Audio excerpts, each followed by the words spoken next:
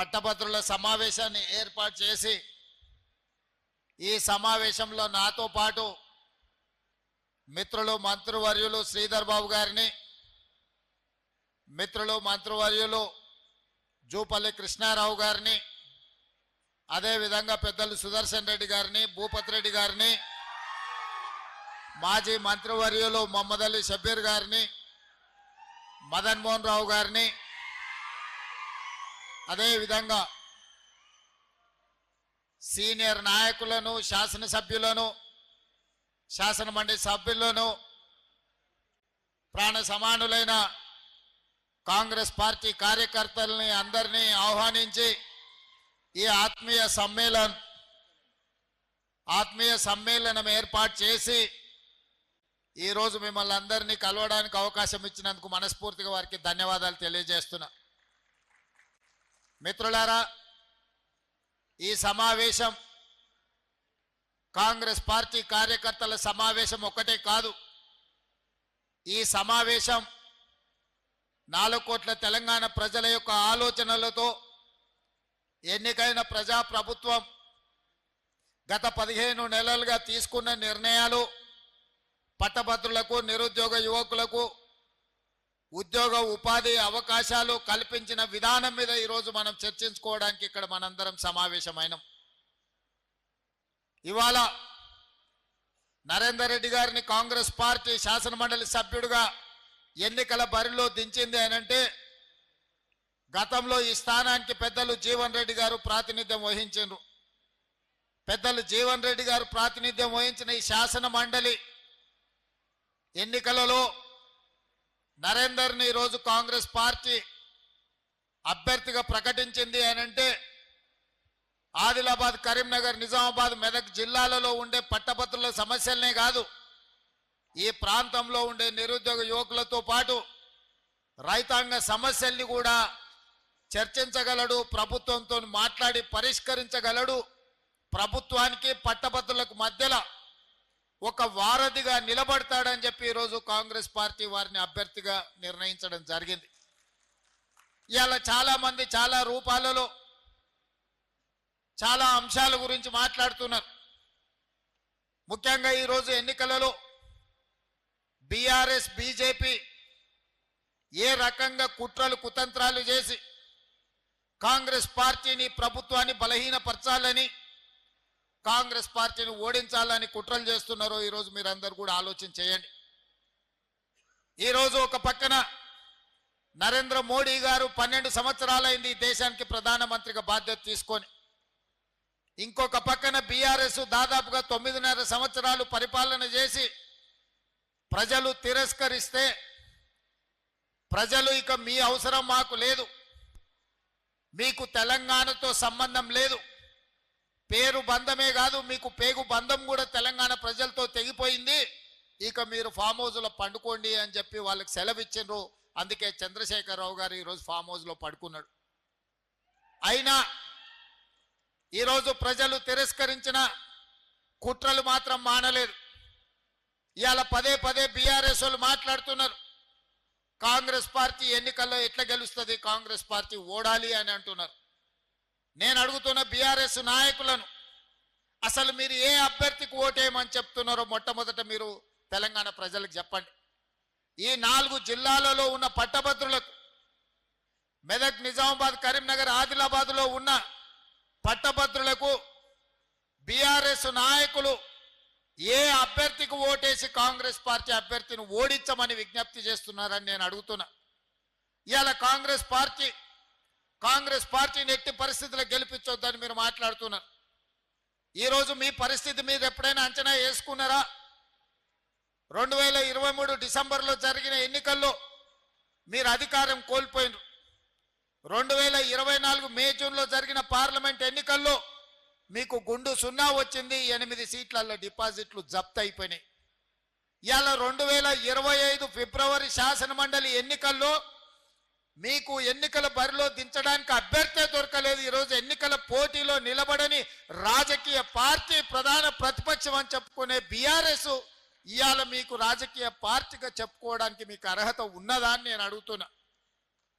స్పష్టంగా తెలంగాణ ఉద్యమంలో ముందు బాగానే తెలంగాణ రాష్ట్రాన్ని సాధించడంలో ఈరోజు విజయం సాధించింది పట్టభద్రులు.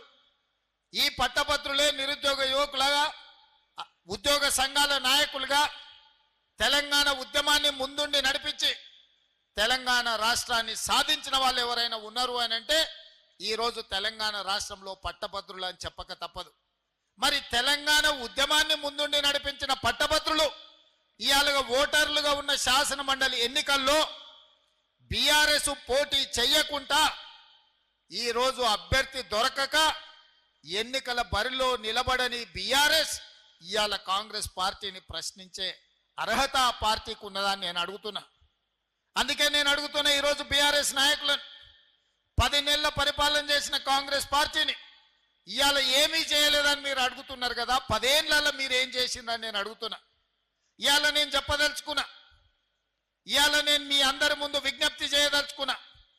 ఈ సమావేశంలోకి వచ్చిన మిత్రులే కాదు, ఈ సమావేశాన్ని చూస్తున్న పట్టభద్రులందరూ మీరు గుండెల మీద చెయ్యి పెట్టి ఒక్కసారి ఆలోచన చేయండి. నేను ఎవరిని తిడతలేను, ఎవరిని ప్రశ్నిస్తలేను.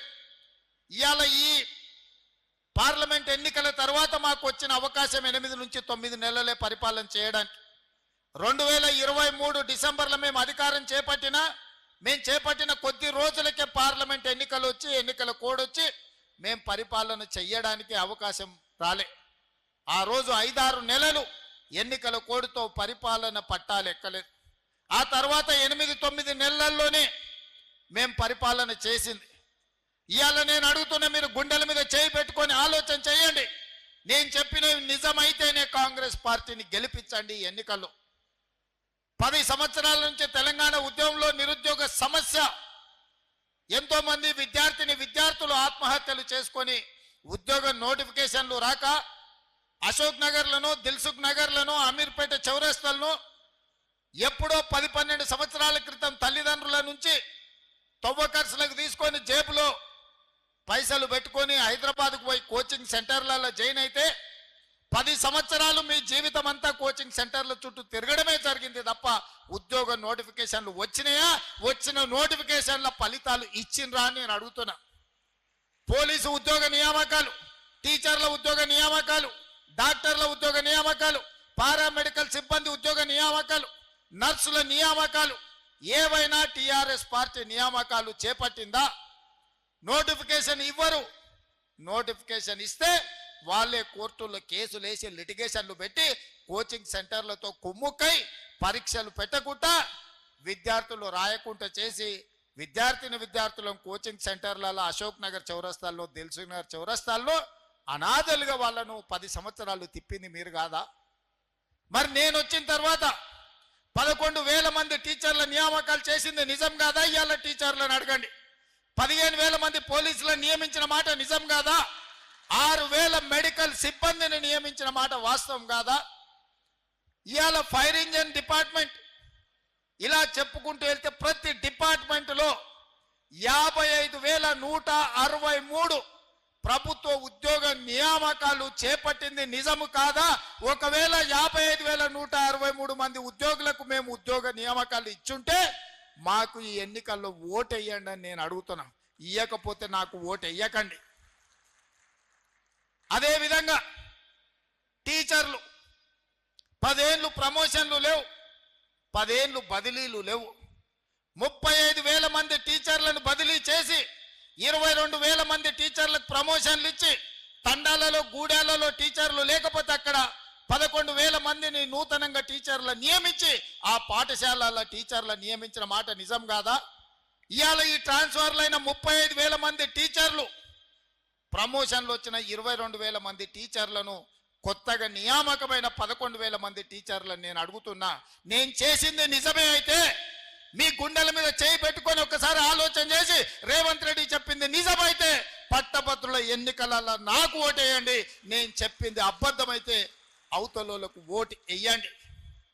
ఇవాళ మన పిల్లలు చదువుకున్న, డిగ్రీలు, పీజీలు, పిహెచ్డి సర్టిఫికెట్లు తీసుకున్నా వాళ్ళకు టాలెంట్ తక్కువ ఉందని ఉద్యోగాలు రాకపోతే నిరుద్యోగులుగా బజార్లలో తిరుగుతుంటే ఇవాళ 65 ఐటీఐలలో చేరిన వాళ్ళకు సర్టిఫికెట్ వస్తుంది కానీ వాళ్ళకు టాలెంట్ లేకపోతే టాటా కంపెనీతోని మాట్లాడి 2400 కోట్ల రూపాయలలో 2100 కోట్ల రూపాయలు టాటా కంపెనీ పెట్టి ఈ 65 ఐటీఐలను అప్గ్రేడ్ చేసి అడ్వాన్స్డ్ టెక్నాలజీ సెంటర్లుగా తీర్చిదిద్దియాల మన పిల్లలకు టాలెంట్ పెంచాలి, సాంకేతిక నైపుణ్యం పెంచడానికి ముందుకెళ్తున్నాం. ఇది నిజమైతేనే, సాంకేతిక నైపుణ్యం పెంచుతేనే టాటా కంపెనీతో మేము ఒప్పందం చేసి శిక్షణ ఇవ్వడమే కాదు, శిక్షణ ఇచ్చిన వాళ్లకు టాటా కంపెనీ ఉద్యోగాలు ఇస్తామని ఒప్పందం చేసుకున్న మాట నిజమైతే కాంగ్రెస్ పార్టీకి ఓటు వేయండి, లేకపోతే కాంగ్రెస్ పార్టీకి ఓటు వేయకండి అని నేను ఈ సందర్భంగా చెప్పదలుచుకున్నా.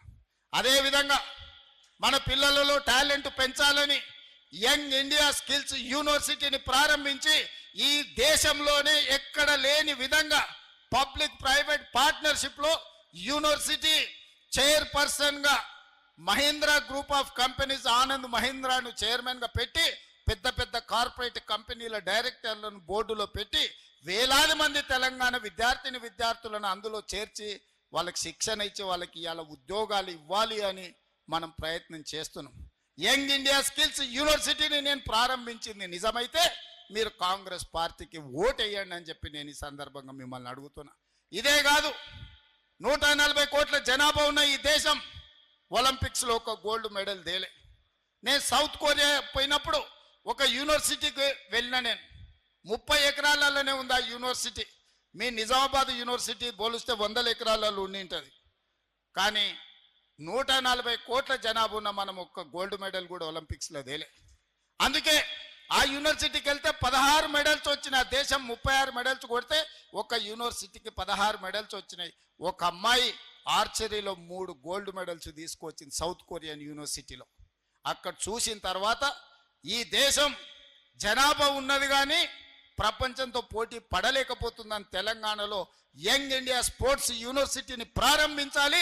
మన యువతను టాలెంటెడ్ విద్యార్థులుగా తీర్చిదిద్దాలి, స్పోర్ట్స్లో రాణించాలి అని చెప్పి ఇవాళ మనం యంగ్ ఇండియా స్పోర్ట్స్ యూనివర్సిటీ మనం ప్రారంభించి మట్టిలో మాణిక్యాలను గ్రామీణ ప్రాంతాలలో ఉన్న విద్యార్థుల్లో ఉన్న నైపుణ్యాన్ని ఇవాళ బయటికి తీయాలని మనం ప్రయత్నం చేస్తున్నాం. అదే కాదు, ఈ నిజామాబాద్ టౌన్లో నిలబడి మాట్లాడుతున్నా, మీ ఊర్లో ఇక్కడ మీ మీ మీ మీ కాలనీలో తిరిగిన నిఖత్ జరీన్ బాక్సింగ్లో ఛాంపియన్షిప్ తీసుకొస్తే నిఖత్ జరీన్కి గ్రూప్ 1 జాబ్ డిఎస్పీ జాబ్ ఇచ్చి 2 కోట్ల రూపాయల నగదు ఇచ్చి మీ నిజామాబాద్ బిడ్డను ఈరోజు గ్రూప్ 1 డిఎస్పీ ఆఫీసర్గా నేను నియమించింది నిజమైతే మీరు కాంగ్రెస్ పార్టీకి ఓటు వేయండి, లేకపోతే కాంగ్రెస్ పార్టీకి ఓటు వేయకండి.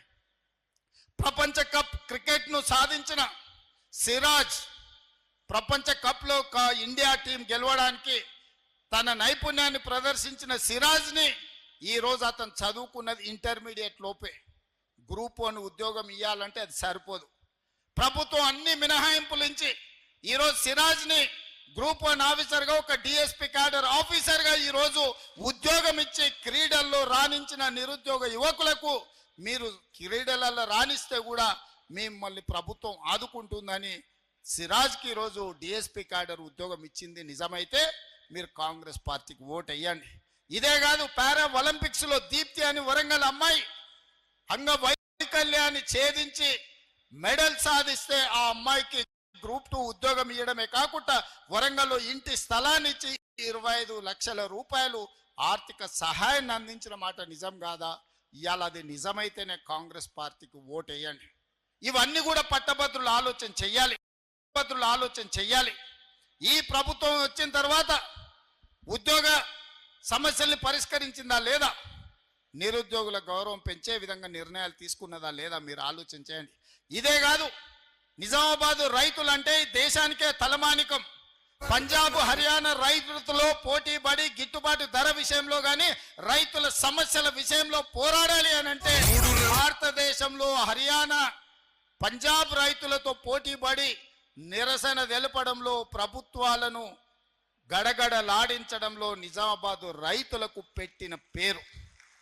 ఆనాడు రైతు ఉద్యమాలలో నేను ఇక్కడికి వచ్చిన తర్వాతనే కాంగ్రెస్ పార్టీకి అధ్యక్షుడు మోహన్ రెడ్డి ఆ రోజు ఈ కార్యక్రమాన్ని తీసుకొని పెద్దలు సుదర్శన్ రెడ్డి గారు వీళ్ళందరూ పెడితే నేను నిజామాబాద్ రైతు పోరాటాలకి ఇక్కడికి వచ్చిన.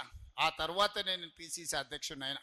అలాంటి నిజామాబాద్ రైతులను నేను అడుగుతున్నా, మీరు చెప్పండి, 25,50,000 మంది రైతులకు 21,000 కోట్ల రూపాయలు 2 లక్షల వరకు రైతు రుణమాఫీ చేసుంటేనే లెక్కలు చూసి మరి కాంగ్రెస్ పార్టీకి ఓటేయండి.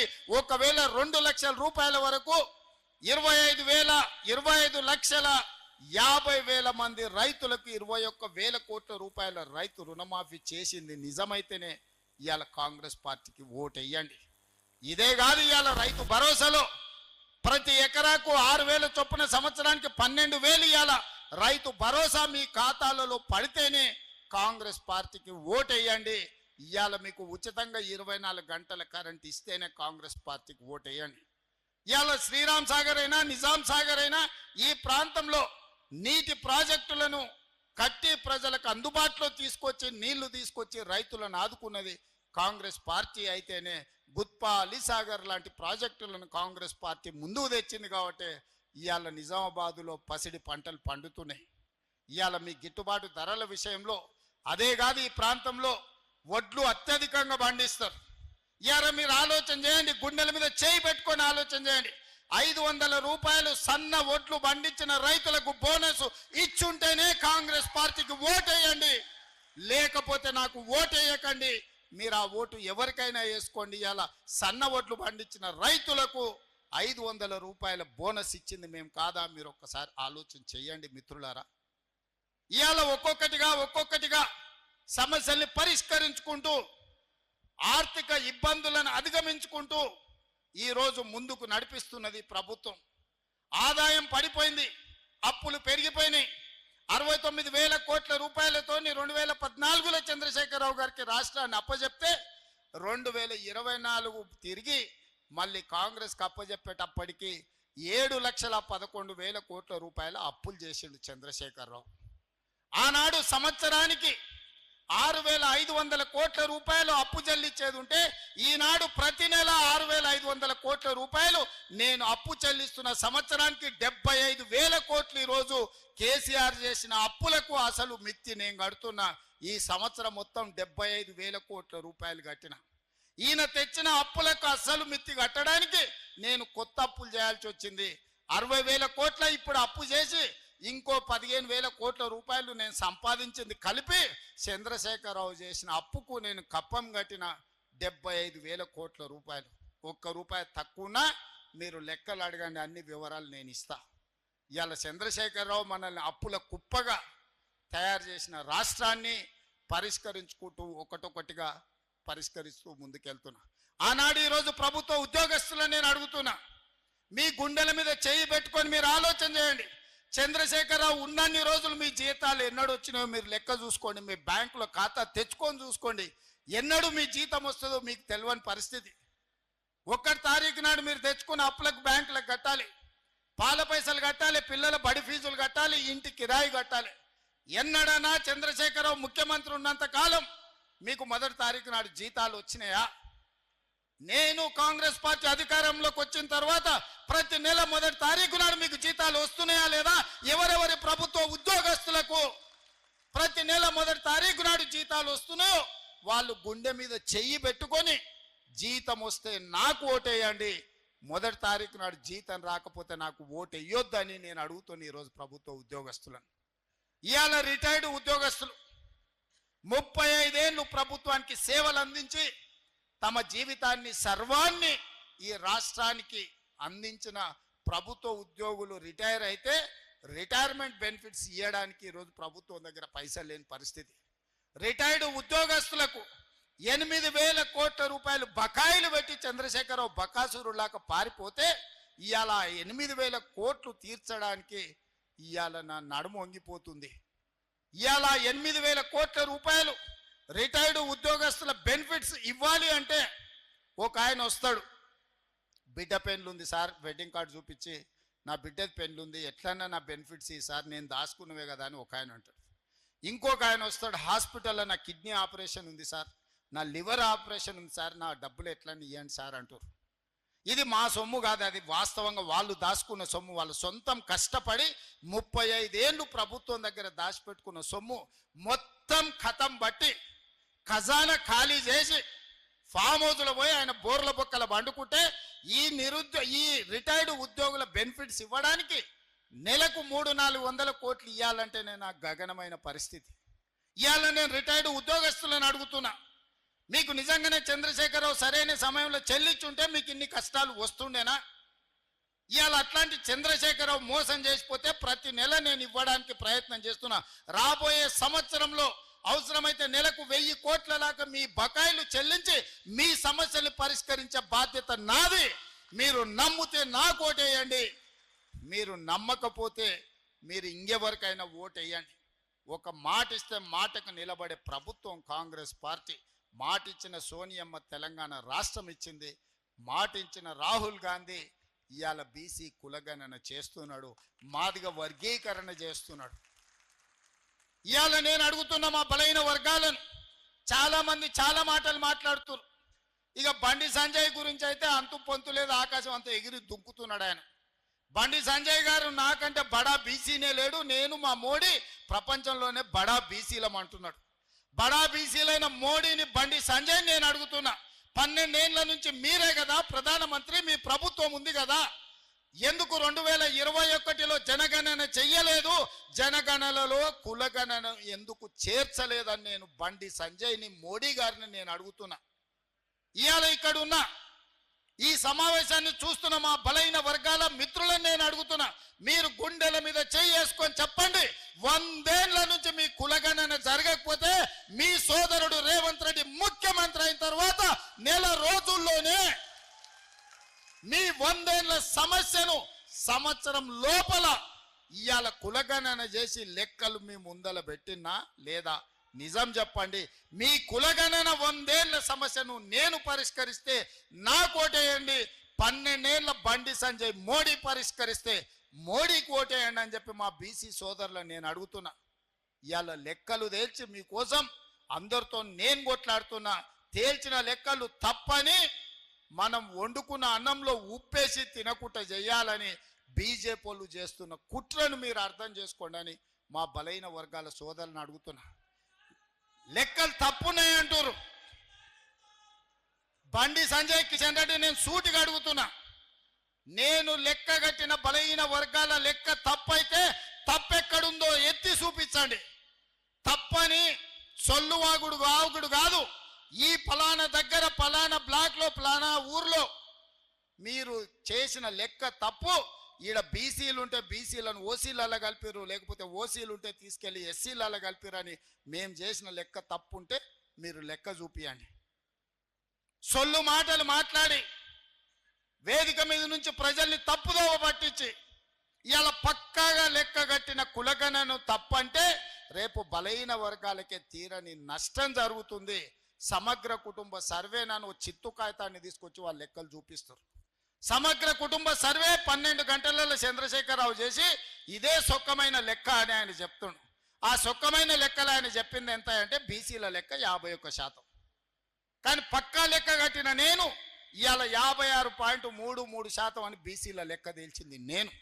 ఇది పెరిగినట్ట తగ్గినట్ట మా బీసీ సోదరులు ఆలోచన చేయాలి. మా జర్నలిస్టు మిత్రులు ఉన్నారు చాలా వరకు, అందులో కూడా బలైన వర్గాలు ఉన్నారు. మీరు లెక్కలు చూడండి, నా లెక్క కరెక్టా, నేను పెంచినా, నేను చేస్తే లెక్క కడితే పెరిగిందా తగ్గిందా మీరు లెక్క చెప్పండి. చంద్రశేఖరరావు కట్టిన లెక్కలలో 21% ఓసీలు అన్నాడు, నేను కట్టిన లెక్కల్లో 15.29% ఓసీలు అని లెక్క తేలింది. ఇవాళ పెరిగినట తగ్గినట. ఎస్సీలో ఆయన 18% అన్నాడు, నేను పక్కా లెక్క చేసి 17.45% అని తేల్చిన. ఆయన ఎస్టీలు 10% అంటే నేను ఇవాళ లెక్క కట్టి 10.08% అని నేను కట్టిన. మైనారిటీల లెక్కనే లేదు ఆయన దాంట్లో. 51% బీసీలు, 21% ఓసీలు, 18% ఎస్సీలు, 10% ఎస్టీలు అని 100% లెక్క కట్టి చూపించాను. నేను పక్కాగా లెక్క కట్టి మైనారిటీలు 12.56% ఉన్నారు ఈ తెలంగాణ రాష్ట్రంలో. ముస్లిం మైనారిటీల లెక్క 12.56%, అందులో 10.08 బీసీలు, మిగతా వాళ్ళు ఓసీలు అని లెక్క కట్టి మైనారిటీల లెక్క కూడా తేల్చిన ప్రభుత్వం మా ప్రభుత్వం. బండి సంజయ్ అంటుండు బీసీలను మైనారిటీలను తెచ్చి బీసీలలో ఎట్లా కలుపుతారని. నేను సూటికి వేదిక మీద నుంచి బండి సంజయ్ గారికి, కిషన్ రెడ్డి గారికి నేను సవాల్ విసురుతున్నా. మైనారిటీలను రాజ్యాంగ పరంగా 1960 నుంచే నాకు తెలిసి బీసీలలో బీసీ రిజర్వేషన్లు పొందినరు. ఇవాళ దూదేకులు కానీ తురక చాకలి కానీ తురక మంగలి కానీ ఇట్లా 29 కులాలు బీసీలు ఇవాళ మైనారిటీలు బీసీల రిజర్వేషన్లు పొందుతారు. అంతెందుకు కిషన్ రెడ్డి బండి సంజయ్ సిద్ధంగా ఉంటే గుజరాత్ రాష్ట్రానికి నేను టీములను తీసుకెళ్తా. నరేంద్ర మోడీ గారు 12-13 ఏళ్ళు ముఖ్యమంత్రి ఉన్న గుజరాత్లో ఇవాళ ముస్లింలు 29 కులాలు బీసీ రిజర్వేషన్లు అనుభవిస్తున్నారు. ఇవాళ బీసీ రిజర్వేషన్ల ముస్లింలు గుజరాత్లో ఉన్నారు. ఇవాళ ముస్లిం బీసీలు మధ్యప్రదేశ్ బీజేపీ ప్రభుత్వంలో ఉన్నారు. మహారాష్ట్ర బీజేపీ ప్రభుత్వంలో ఇవాళ ముస్లిం బీసీ రిజర్వేషన్లు అనుభవిస్తున్నారు. బీహార్లో మీ పొత్తుల ప్రభుత్వంలో ముస్లిం బీసీలు రిజర్వేషన్లు ఇవాళ పొందుతున్నారు. ఇవన్నీ నిజం కాదా? నిజ నిర్ధారణ కమిటీని రాష్ట్రాలకు పంపిద్దాం. ఇవాళ ఉత్తగానే భావోద్వేగాలు రెచ్చగొట్టాలి, ఎన్నికల్లో లబ్ధి పొందాలని కిషన్ రెడ్డి బండి సంజయ్ కేంద్ర మంత్రులుగా ఉండి అబద్ధాలు చెప్పుకుంటా వీధి నాటకాలు వేస్తున్నారు. ఈ దేశంలో రాజ్యాంగం పరంగా వాళ్ళకు కూడా వచ్చిన రిజర్వేషన్లు బీసీ ఈ గ్రూప్లో ఉన్నారు. ఇవాళ బీసీ రిజర్వేషన్లు 5 కేటగిరీల కింద ఉన్నారు.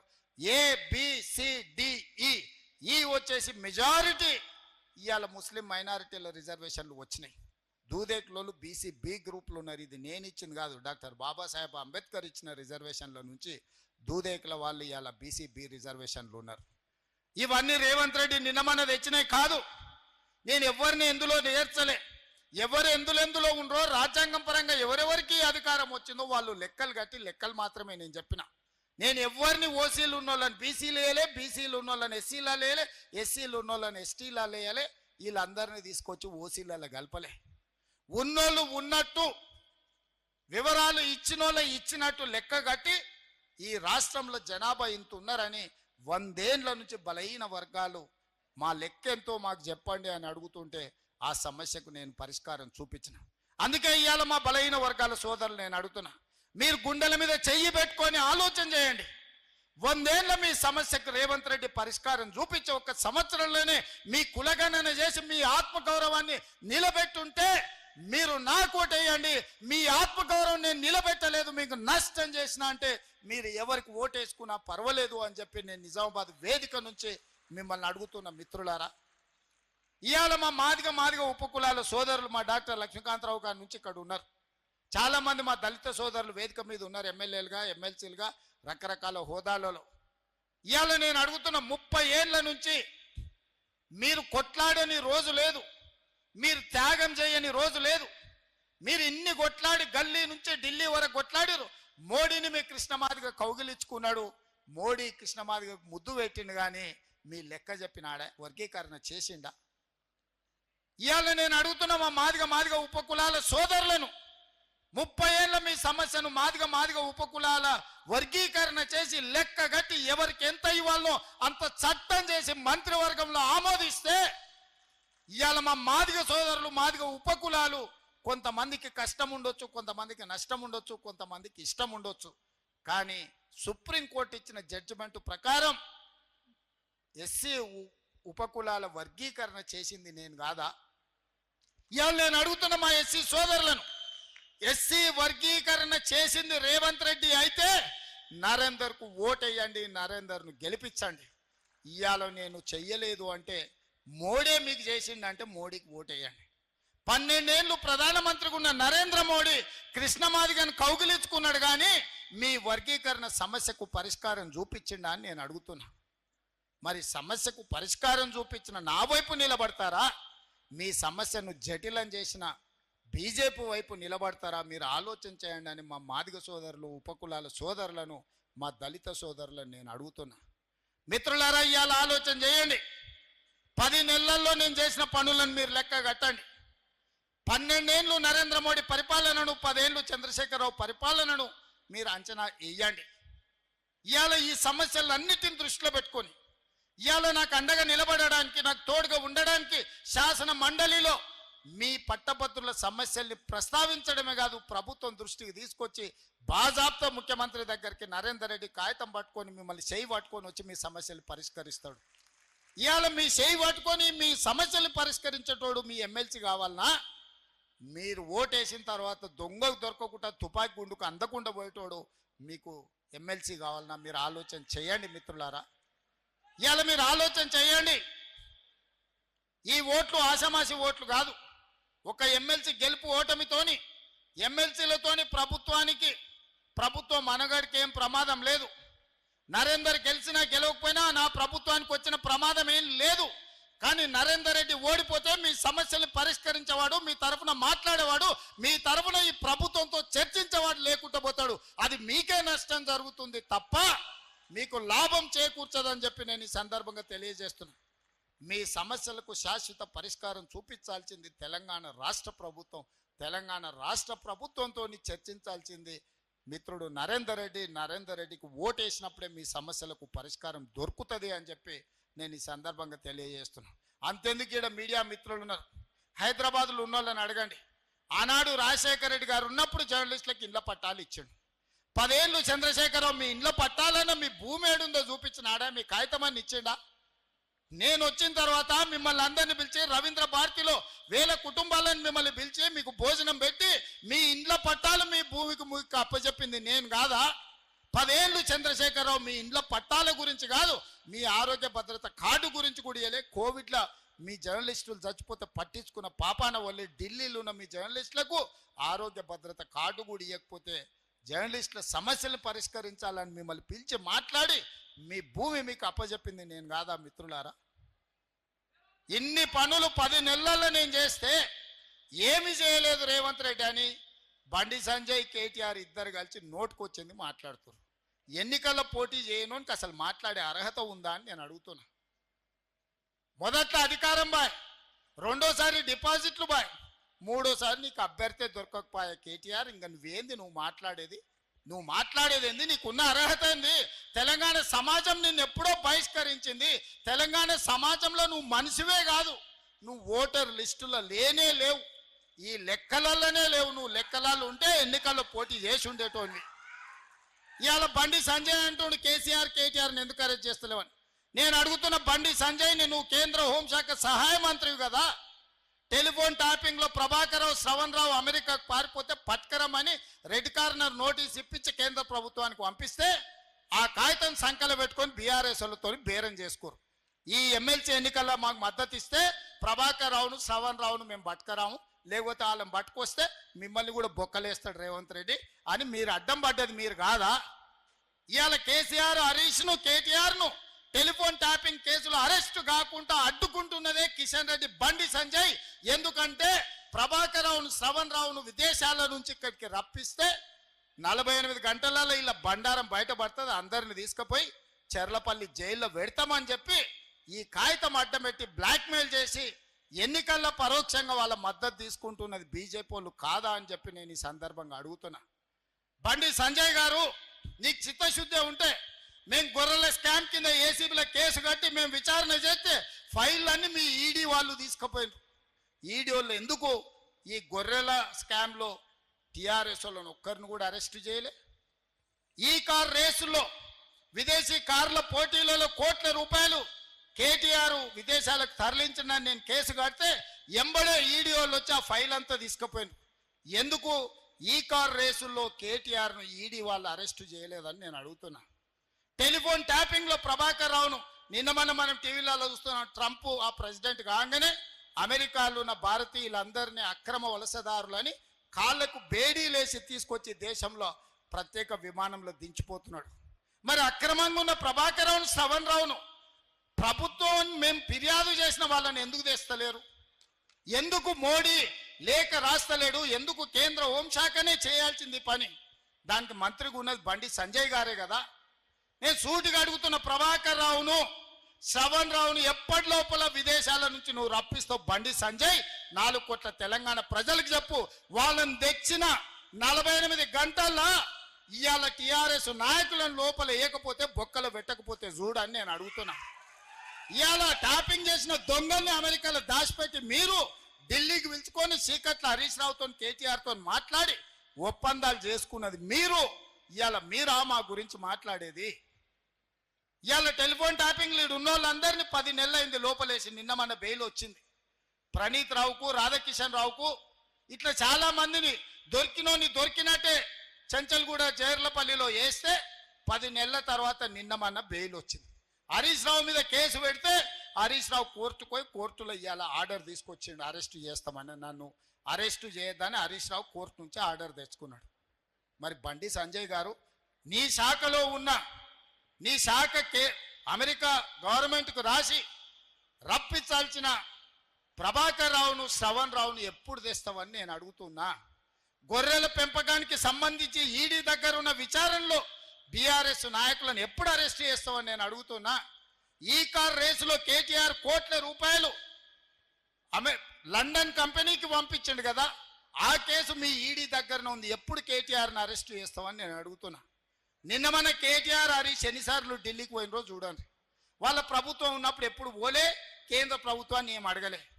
ఇవాళ ప్రభుత్వం మనం ఉంది, ఇవాళ ఆలువై బీజేపీలను కలిసి కాగితాలు ఇస్తున్నారు మా రాష్ట్రానికి నిధులు ఇవ్వండి అని. ఇంత అర్థం కాదా ఆయన?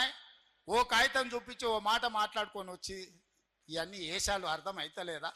ఇవాళ ఒప్పందంలో భాగంగానే బీజేపీల కాళ్ళు పట్టుకోవడానికి, బీజేపీలు వీళ్ళని కాపాడడానికి ఇద్దరు కలిసి సీకట్లో మాట్లాడుకొని మన నిఘా అధికారులు ఇవి బయట పెడతారని చెప్పి ఉత్తగానే కాగితాలు ఇచ్చినట్టు ఫోటో దిగుతుండు. సిల్లి గవర్నర్ తెచ్చినవా? నితిన్ గడ్కరీకి కాగితం ఇచ్చినావు కేటీఆర్? హరీష్ రావు కలిసి వచ్చిండు, కేంద్రంలో ఉండే వాళ్ళని ఏమన్నా తెచ్చిండా? ప్రభుత్వంలో మమ్మల్ని అడిగిన ఏమన్నా నిధులు తీసుకురావాలని ఏమన్నా అడగాలా అని? తెలంగాణ రాష్ట్రానికి, తెలంగాణ రాష్ట్ర ప్రభుత్వానికి నిధులు తెచ్చేది ఉంటే మాతోని కదా కలిసి రావాల్సింది. మీరిద్దరు ఏంది కలుసుకునేది సీకట్లా? ఈడ ప్రభుత్వం ఉన్నది మాది కదా, మమ్మల్ని కదా అడగాల్సింది. ఏ నిధులు దేంట్లో రావాలి, దేంట్లో బకాయి ఉన్నాయి, ఎవరిని అడగాలని మమ్మల్ని అడగకుండా మీరిద్దరు కలిసి మాట్లాడుకొని సత్రం భోజనానికి నెల్లూరు పెద్దారెడ్డి రికమెండేషన్ అన్నాడు. అంటే వెనకట్టుకోవడం సత్రంలో పెట్టేదే ఉచిత భోజనం, దానికి నెల్లూరు పెద్దారెడ్డి పెద్ద లేఖ రాసినట, మా ఫలానా మనిషి వస్తున్నాడు ఆయనకు ఉచితంగా భోజనం పెట్టురని. నెల్లూరు పెద్దారెడ్డి లేఖ రాకపోతే సత్రంలో ఉచితంగా భోజనం పెట్టరా? ఇవాళ రాష్ట్రానికి వచ్చే నిధులకు రోజు నేను ఢిల్లీతో కొట్లాడుతూనే ఉంటే నేను పోయేస్తూనే ఉంటే నేను తెచ్చేది నేను తెస్తా. నీ ఉద్దర పెత్తనం ఎందుకు కేటీఆర్ హరీష్ రావు అని నేను అడుగుతున్నా. ఇవాళ మీరు ఆలోచన చేయండి, దీని కుట్ర. ఇవాళ ఎందుకు బీఆర్ఎస్ ఎన్నికల్లో పోటీ చేయలేదు? ఎన్నికల్లో పోటీ చేయనప్పుడు వాళ్ళు ఈ ఓట్లు ఎవరికేయమంటారు? ఇవాళ ఆదిలాబాద్, నిజామాబాద్, కరీంనగర్, మెదక్లో టీఆర్ఎస్కి అసలు పట్టభద్రుల ఓట్లే లేవా? మీ ఓట్లు ఎవరికో చెప్పండి, మీరు ఎవరి పక్కనే నించుంటారో చెప్పండి. మీరు మోడీని ఓడగొట్టమంటుండ్రా, లేకపోతే రేవంత్ రెడ్డిని ఓడగొట్టమంటుండ్రా, లేకపోతే వీళ్ళిద్దరిని ఓడగొట్టి మూడో అభ్యర్థిని గెలిపించామంటే ఎవరు మీ అభ్యర్థి అని నేను అడుగుతున్నా. ఎన్నికల్లో అభ్యర్థి పెట్టలేని దిక్కుమాలిన పార్టీ ఇవాళ రాజకీయాల గురించి మాట్లాడే అర్హత మీకుందా? ఆయన అసెంబ్లీకి రాడు, ఈ ఎన్నికల్లో పోటీ చేయడు. ఇక మునగాడు అంటాడు ఉప ఎన్నికలు వస్తే మా తడాక చూపిస్తామని. ఉన్న ఎన్నికల్లో అభ్యర్థి పెట్టలేని మీ బోడి పార్టీ బీఆర్ఎస్ ఉప ఎన్నికల్లో ఏందో చేస్తారంట. పార్టీ మారినోళ్ళ గురించి ఉప ఎన్నికలు వస్తే అందులో మేము గెలుస్తామని. 10 ఏళ్ళు 29 మంది ఎమ్మెల్యేలను, 20 మంది ఎమ్మెల్సీలను, 4-5 ఎంపీలను తీసుకున్నాడు చంద్రశేఖరరావు. అవునా? 2014 నుంచి 2023 వరకు 10లలో ఎమ్మెల్యేలను, ఎమ్మెల్సీలను, ఎంపీలను తీసుకున్నాడు. ఉప ఎన్నికలు ఒకటే వచ్చినాయా? వచ్చినాయా? మరి ఆ 10 ఏళ్లలో రాని ఉప ఎన్నికలు ఇప్పుడు ఎట్లకెళ్ళి వస్తాయి? అప్పుడు గదే స్పీకర్ ఉన్నాడు, అప్పుడు గవే కోర్టులు ఉన్నాయి. ఇప్పుడు గదే స్పీకర్ ఉన్నాడు, ఇప్పుడు గవే కోర్టులు. ఎట్లు ఉప ఎన్నికలు వస్తాయి నాకు చెప్పురా అని అడుగుతున్నా. మీరు 10 ఏళ్ళు ఉన్నప్పుడు తెలుగుదేశంలో గెలిచిన శ్రీనివాస్ యాదవ్ను మంత్రిని చేస్తుంది, కాంగ్రెస్లో గెలిచిన సబితమ్మని మంత్రిని చేస్తుంది. సిగ్గు లేకుండా ఉన్న ఎమ్మెల్యేలందరినీ మీ పార్టీ కండువలు కప్పి మీ చుట్టూతో తిప్పుకుంటారే. అప్పుడు ఉప ఎన్నికలు రాందంటే ఇప్పుడు ఉప ఎన్నికలు వస్తాయంటే ఆయన అందులో చూపిస్తాడంట. వెనకడికి కూడా కూట్లున్న రాయి తీయలేదంట, కానీ ఏట్లో పోయి మునిగి పెద్ద బండరాయి తీస్తాను పొంకనాలు కొట్టిందంట వెనకట్టుకోవడం. ఇవాళ కేటీఆర్, కేసీఆర్ మాటలు గట్టనే ఉన్నాయి. ఉప ఎన్నికలు వస్తున్నాయి, సిద్ధంగా ఉండరు, మనం గెలుస్తున్నామని. ఉన్న ఎన్నికల్లో పోటీ చెయ్యి. ఈ ఎన్నికల్లో నీ అభ్యర్థి ఎవడో చెప్పు. నువ్వు ఎవరికి ఓటేస్తున్నావు, ఎవరికి మద్దతు ఇస్తున్నావో చెప్పు చంద్రశేఖర్ రావు. ఉద్దర మాటలు వద్దు, ఉద్దర గప్పాలు వద్దు. నీది గతమే, నీకు భవిష్యత్తు లేదు. నీకు ఒకవేళ భవిష్యత్తు ఉంటే ఎన్నికల్లో నీ ఓటు ఎవరికో చెప్పు. ఎన్నికల్లో ఓటు ఎవరికి వేయాలనో చెప్పలేను అనివి. ఫామ్ హౌస్లో అడుకునేటోడు నువ్వా మాకు పోటీ? ఇవాళ బీజేపీ వాళ్ళు కిషన్ రెడ్డి గారికి సూటిగా చెప్తున్నా, మీరు ఓటు అడగాలంటే నువ్వు అడ్డంబడి ఆపిన మెట్రో కేంద్ర ప్రభుత్వం మంత్రివర్గంలో పెట్టాలి. నేను మెట్రోను విస్తరించి హైదరాబాదు నగరాన్ని మహానగరంగా విశ్వనగరంగా చేయాలని మెట్రో కోసం కేంద్ర ప్రభుత్వం దగ్గరికి పోయినా. మెట్రోకు అనుమతి ఇవ్వద్దని కిషన్ రెడ్డి ఢిల్లీలో మంత్రుల మీద ఒత్తిడి తెచ్చి మెట్రోకు అనుమతి రాకుండా అడ్డుకున్నాడు. ఇవాళ సబర్మతి రివర్ ఫ్రంట్ గుజరాత్లో కట్టుకురు, నమో గంగే ఉత్తరప్రదేశ్లో కట్టుకురు. ఇవాళ యమునా రివర్ను రిజర్వేషన్ చేస్తామని ఢిల్లీలో ఓట్లు అడిగి గెలిచారు. ఉత్తరప్రదేశ్లో గంగానదిని ప్రక్షాళన చేస్తారు. అదేవిధంగా గుజరాత్లో సబర్మతి రివర్ను ప్రక్షాళన చేస్తారు. ఢిల్లీలో యమునా నదిని ప్రక్షాళన చేస్తారు. కానీ హైదరాబాదులో మూసీ నదిని ప్రక్షాళన చేస్తామంటే మీరు అడ్డుకుంటారు, ఒక్క రూపాయి ఇవ్వరు. ఎందుకు అడ్డుకుంటున్నావు కిషన్ రెడ్డి? నువ్వు కేంద్ర మంత్రిగా మూసీ పరివాహక ప్రాంతంలో ఉన్న ప్రజలు నీకు ఓటు వేయలేదా? మూసీ ప్రక్షాళన చేసి మేము బాగా బతకాలనుకుంటున్నాం, నీకు ఇష్టం లేదా? ఇలా మూసీకి నిధులు రాకుండా, మూసీకి అనుమతులు ఇవ్వకుండా, మూసీకి కావలసిన డిఫెన్స్ ల్యాండ్స్ ఇవ్వకుండా అడ్డుకుంటున్నది కిషన్ రెడ్డి కాదా? ఇవాళ రీజనల్ రింగ్ రోడ్డు నార్థన్ భాగం వచ్చింది, సదరన్ భాగాన్ని నితిన్ గడ్కరీ ఇవ్వకుండా అడ్డుకుంటున్నది కిషన్ రెడ్డి కాదా? ఇవాళ పాలమూరు రంగారెడ్డి ఎత్తిపోతల నీటి కేటాయింపులను, సమ్మక్క సారలమ్మ ప్రాజెక్టు కేటాయింపులను, సీతారామ నీటి కేటాయింపులను అడ్డుకుంటున్నది కిషన్ రెడ్డి కాదా? ఇవాళ వీటికి ఏటికి అనుమతులు ఏమిస్తలేడు కిషన్ రెడ్డి. కేంద్రంలో నాకు కూడా పరిచయాలు ఉన్నాయి. నేను కూడా 2019 నుంచి 2024 వరకు ఎంపీగా ఉన్నా. ఆ బీజేపీలో ఉన్న మంత్రులు, ఎంపీలు నాకు తెలుసు, చాలా మంది కలిసినప్పుడు నాకు షోలో చెప్తున్నారు, మీ కిషన్ రెడ్డి వద్దంటున్నాడా, మేమేం చేయాలా? ఇస్తే కాంగ్రెస్కు పేరు వస్తుంది, రేవంత్ రెడ్డికి పేరు వస్తుంది, మీరు ఇవ్వద్దు, మీరు ఇవ్వకుంటేనే రేవంత్ రెడ్డిని మేము బద్నాం చేస్తాం అని వాళ్ళ మంత్రులే నాకు చెవులో చెప్తున్నారు. ఇదా కిషన్ రెడ్డి నీ నీతి? ఇదేనా నువ్వు తెలంగాణకు చేసిన సాయము? ఎప్పట్లోగా నువ్వు మెట్రో రైలుకు అనుమతి తెస్తావు? ఎప్పట్లోగా మూసీకి నిధులు తెస్తావు? ఎప్పట్లోగా రీజనల్ రింగ్ రోడ్డును అనుమతిస్తావు? ఎప్పటిలోగా పాలమూరు రంగారెడ్డి ఎత్తిపోతలకు నీటి కేటాయింపులు తీసుకొస్తావు? నేను అడుగుతున్న కిషన్ రెడ్డిని, ఇవేవి లేకుండా మా పట్టభద్రుల ఓట్లు అడుగుతావా నువ్వు? నీకేం అర్హత ఉందని నేను అడుగుతున్నా. ఇవాళ నీకు అర్హత ఏముంది ఓట్లు అడగడానికి? నువ్వు మెట్రో రైలుకు అనుమతి ఇవ్వవు, మూసీకి నిధులు ఇవ్వవు, పాలమూరు రంగారెడ్డికి నీటి కేటాయింపులు చేయవు, రీజనల్ రింగ్ రోడ్డుకు అనుమతి తీసుకురావు. ఏది తీసుకురాని దద్దమ్మ కిషన్ రెడ్డి, నీకు ఓట్లు అడిగే అధికారం ఎక్కడిది తెలంగాణ రాష్ట్రంలో అని నేను అడుగుతున్న మిత్రులారా. ఇవాళ గుండెల మీద చేసుకొని ఆలోచన చేయండి. ఈ తెలంగాణను అభివృద్ధి చేసేది, ఈ తెలంగాణ ఆత్మగౌరవం నిలబెట్టేది కాంగ్రెస్ పార్టీ కాదా? మీరు ఆలోచన చేయండి. మీ సోదరుడుగా, మీ వాడిగా 10 నెలల్లో ఒక్క రోజైనా సెలవు తీసుకున్నానా? ఒక్క రోజైనా ఈ సమస్యల్ని వదిలి పక్కన కూర్చున్నానా? 2023 డిసెంబర్ 7 నాడు బాధ్యత తీసుకున్న నేను ఈ రోజు వరకు ఒక్క గంటన్నా ఎప్పుడైనా సెలవు తీసుకున్నానా? ఎప్పుడైనా పని చేయకుండా ఊరుకున్నానా? మీకోసం ఎన్నో ఏళ్ళ నుంచి పెండింగ్ ఉన్న బీసీ కులగణన, మాదిగ ఉపకులాల వర్గీకరణ, రైతు రుణమాఫీ లాంటి సమస్యలను, నిరుద్యోగ సమస్యలు పరిష్కరించడానికి నేను నిరంతరం పనిచేస్తున్న మిత్రులారా. ఇదంతా నేను చెప్పింది నిజమైతే మీరు గుండెల మీద చెయ్యి పెట్టుకొని ఆలోచన చెయ్యండి. నేను చెప్పింది నిజమైతే నన్ను గెలిపించండి. ఈ ఎన్నికల్లో ఇంకా బలంగా పనిచేయాలంటే, నా మనోధైర్యం పెరగాలి అంటే, అవసరమైతే ఢిల్లీలో మోడీతో కొట్లాడాలి అంటే ఈ పట్టభద్రులు అండగా నిలబడండి.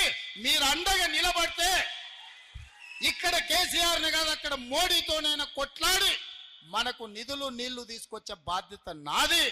మీరందరూ అండగా నిలబడండి. ముఖ్యంగా మా ఆడబిడ్డలు ఈడ ఉన్నారు.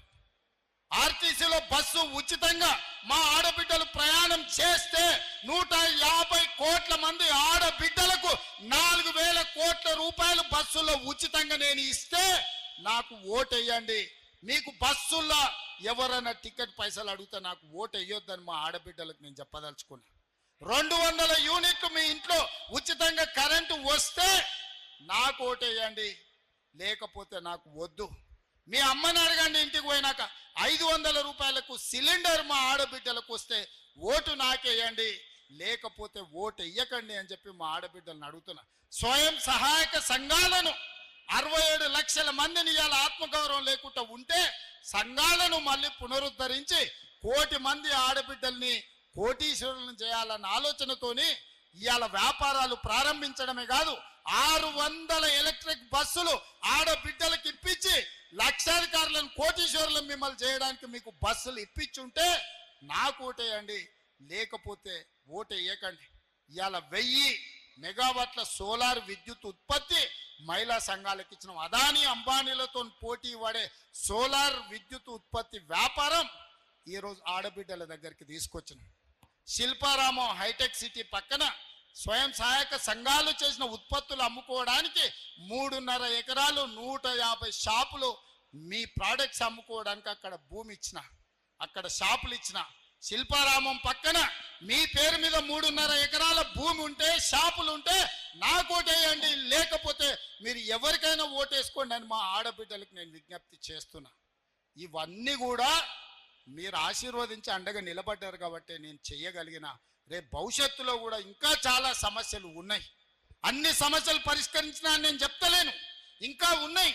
వాటిని పరిష్కరించాలంటే మీరు అండగా నిలబడండి. మీరు అండగా నిలబడాలంటే నరేందర్ రెడ్డిని గెలిపించండి. ఇవాళ all force Narender Reddy Congress party అభ్యర్థి. ఇవాళ కాంగ్రెస్ పార్టీ నరేందర్ రెడ్డిని మీ పట్టభద్రుల ఎమ్మెల్సీ అభ్యర్థిగా ఈరోజు కాంగ్రెస్ పార్టీ నిర్ణయించింది. మీరందరూ అండగా నిలబడి నరేందర్ రెడ్డిని ఆశీర్వదించండి. నిండు మనసుతోని మీకు వారధిగా మీకు సారథిగా నిలబడతాడు. మీ సమస్యల మీద ప్రభుత్వం దృష్టికి తీసుకొస్తాడు. ఆ సమస్యల్ని పరిష్కరించే బాధ్యత నాది అని చెప్పి తెలియజేస్తూ మీ అందరి దగ్గర సెలవు తీసుకుంటున్న మిత్రులారా, జై కాంగ్రెస్, జై జై కాంగ్రెస్.